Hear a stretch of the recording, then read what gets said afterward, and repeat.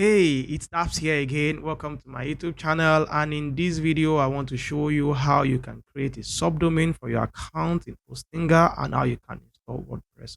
I've been doing a series of tutorials around Hostinger. I keep responding to questions that students have asked me around Hostinger. So if you have an Hostinger account, you want to learn more about Hostinger, you can check my playlist on Hostinger. I'll leave the link in the description to see tutorials here and there around Hostinger. And if you are new to Hostinger or you are considering investing in Hostinger, that's an amazing decision you will take, especially if you're a starter. So you can also check the description for you to see a link to Hostinger and also my coupon code for you to get an amazing deal from Hostinger. So yeah, that is an affiliate link, and I will get a certain commission if you buy through my link. I will appreciate your support if you are able to do that. So without wasting time, let me show you exactly how you can add a subdomain to any of the domain you have on Hostinger and how you can install WordPress on it. So let's go straight into my screen. If you scroll down to domain sections here, if you click this drop down, you will see a set of things you can do with this domain. And one of the things you can do here is for you to create a subdomain. And if you click this, it will bring you here to the option where you can create yourself a subdomain. So what you can do here is just give your subdomain a name. For me, I can just say dapps tutorial tutorial.bestcatchcenter. You want to create a custom folder for this subdomain. That's very, very important that you do. If not, your subdomain folders will be in your root folder, which is the public HTML folder, and that's not good.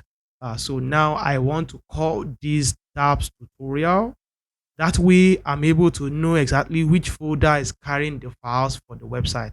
This is very important. I will always advise you to name the directory of your folder as the same name of your subdomain for you to be able to sort things out. So once that is done, all you have to do is to hit the create button, and that's it for you to create your subdomain. So as you see here now, I now have a subdomain called dappstutorial.bestcatchcenter. So if I want to access this, this is the directory path for this subdomain. And that's everything we need to do. So once we have created our subdomain, now let's see how we can install WordPress on this subdomain. So once we come here, we can scroll up and come to WordPress, and then we can come to overview. Once you're here, you have access to your domain, which is Best Catch Center. And you can see here, if you scroll down, you have the ability to just install WordPress, and this will install on the domain. So you have to scroll up here and make sure that now you switch from Best Catch Center, which is the domain, now to the subdomain.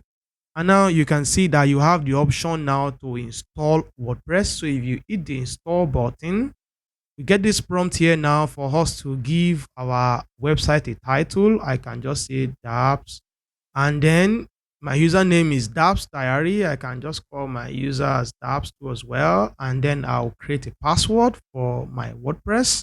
You would see an advanced option here. If you click this down, you would see that you can choose your installation path as HTTPS. You can create a new database, and that's recommended. You should always create a new database for every of your website, and you can choose your database password if you want to customize things yourself, but I'll leave this as is. But let's just continue with this process. Let's try to install WordPress.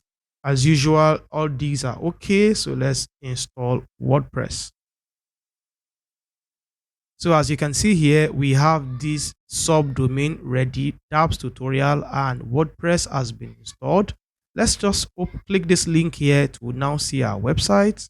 As you can see here, I have dappstutorial.bestcatchcenter ready, and also with SSL installed on it already, so I can log into the backend of this website and start designing my website.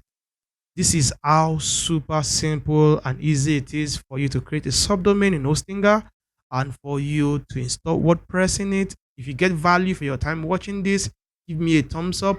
If you have any issues or any struggles, let me know in the comments. I'll look out for your comment.